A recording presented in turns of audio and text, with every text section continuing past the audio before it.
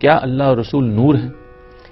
اللہ تعالیٰ کے بارے میں تو ہمیں کوئی حق ہی نہیں کہ اللہ تعالیٰ کی ہم ماہیت طے کرنے کے لیے بیٹھ جائیں. یہ جو قرآن میں آتا ہے اللہ نور السماوات والارض، اس کا مطلب یہ نہیں ہے جو عام طور پر لوگ سمجھتے ہیں. اس کا مطلب یہ ہے کہ زمین و آسمان میں اللہ پر ایمان ہے جس سے روشنی پیدا ہوتی ہے.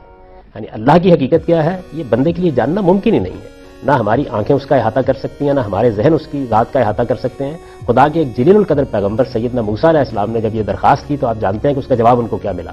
اور اس کے بعد ان کو بتایا گیا کہ ایاز قدر خود بشراس، آپ کو اپنے حدود میں رہنا چاہیے. اللہ تعالیٰ کے ساتھ یہ معاملہ نہیں ہو سکتا. اللہ کو ہم اس کی صفات سے پہچانتے ہیں. اللہ تعالیٰ کی صفات قرآن میں بیان ہوئی ہیں، ہمیں ان صفات کا علم حاصل کرنا چاہیے. ہمارا پروردگار رحیم ہے، وہ رب ہے، وہ حکیم ہے، وہ علیم ہے، وہ سمیع ہے، ہماری باتوں کو سنتا ہے، اس کا کوئی کام حکمت سے خالی نہیں ہوتا، وہ ہمارا خالق ہے، وہ ہمارا معبود ہے. یہ چیزیں جاننے کی. اللہ تعالیٰ کے وجود کی حقیقت کیا ہے یہ انسان کو اپنے حدود میں رہنا چاہیے. یہ چیز انسان کی گرفت میں آنے کی چیز نہیں ہے. تو اس کے اوپر نہ نور کا اور یہ ایمان اور عمل کی ضرورت بھی نہیں ہے. ضرورت بھی نہیں ہے. اور یہ جو نور ہے یہ تو خود مادے کی ایک صورت ہے. اس وجہ سے اللہ تعالیٰ کے بارے میں یہ بات کیسے کہی جا سکتی ہے؟ اور کسی حال میں بھی نہیں کہنا چاہیے. رسالت میں آپ صلی اللہ علیہ وسلم ہو یا اللہ کے دوسرے رسول ہو، ان کے بارے میں قرآن نے بالکل واضح کر دیا ہے کہ وہ انسانوں میں سے منتخب کیے گئے ہیں، اور جس طرح انسانوں کی تخلیق ہوئی ہے ایسی ان کی تخلیق ہوئی ہے. یہ باتیں قرآن میں بالکل واضح ہیں. اور میرے نزدیک میں مسلمانوں کو یہ نصیحت کرنا چاہتا ہوں کہ وہ ان چیزوں پر توجہ دیں جن چیزوں کا تعلق ان حقائق سے ہے جن پر ان کی زندگی کی خوبی کا انحصار ہے، جن پر ان کی آخرت کا انحصار ہے. یہ کیا چیزیں ہیں جن میں لوگ اپنے یہ کوئی موضوعات نہیں ہیں جن میں اگر ان باتوں کو اللہ تعالیٰ نے ہم سے منوانا ہوتا تو وہ یہ قرآن مجید میں بڑی وضاحت کے ساتھ بیان کر دیتا.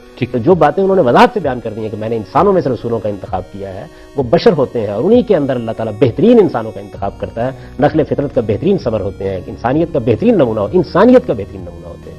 تو پیغمبروں کو جس طرح قرآن متعارف کراتا ہے ویسے ہی جاننا چاہیے.